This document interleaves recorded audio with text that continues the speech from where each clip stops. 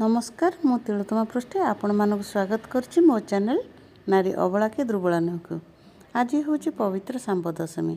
यही सांब दशमी अवसर में आपण मानक अनेक अनेक शुभेच्छा और अभिनंदन। कथित अच्छी पुराण जुगरे स्वयं भगवान श्रीकृष्ण को पुत्र सांब सूर्यनारायण को पूजा करिकी कुष्ठ रोगर आरोग्य होइथिले। एही सांब दशमी पौष मास शुक्ल दशमी तिथि पड़ी थाए। यही दिन घरे घरे प्रत्येक घरे माँ माने मंगल पाई पूजा अर्चना करिथांती।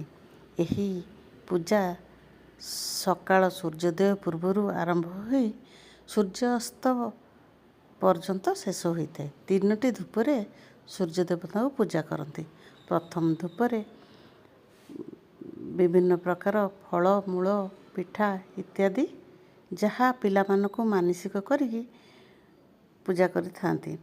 आ खरावेल धूपरे खीरी खेचेड़ी घड़घड़िया तरकारी बा घांट तरकारी आ खट्टा प्रभृति पूजा करा जाए।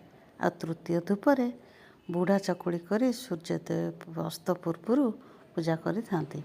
आपण मानको आड़े कौन किपरि पूजा हुए कमेंट बॉक्स में निश्चय जणे। मु तो प्रथम धुकरे मोर किसी मो छुआंकर मानसिक करनथिली।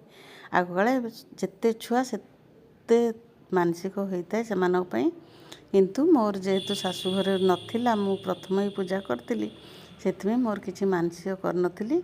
सकाळु केवल काकरा करी भोग करे प्रथम धूपरे मुआ आ काकरा, द्वितीय धूपरे खीरी खेचेड़ी खट्टा आ घांट तरकारी मकर चाउल करी भोग करे। आ तृतीय धूपरे बुढ़ा चकुड़ी करी पूजा करी थाए। आपण मानक आड़े किपरि पूजा हुए निश्चय कमेंट बॉक्स रे जणैबे। आ रहुछि जय जगन्नाथ।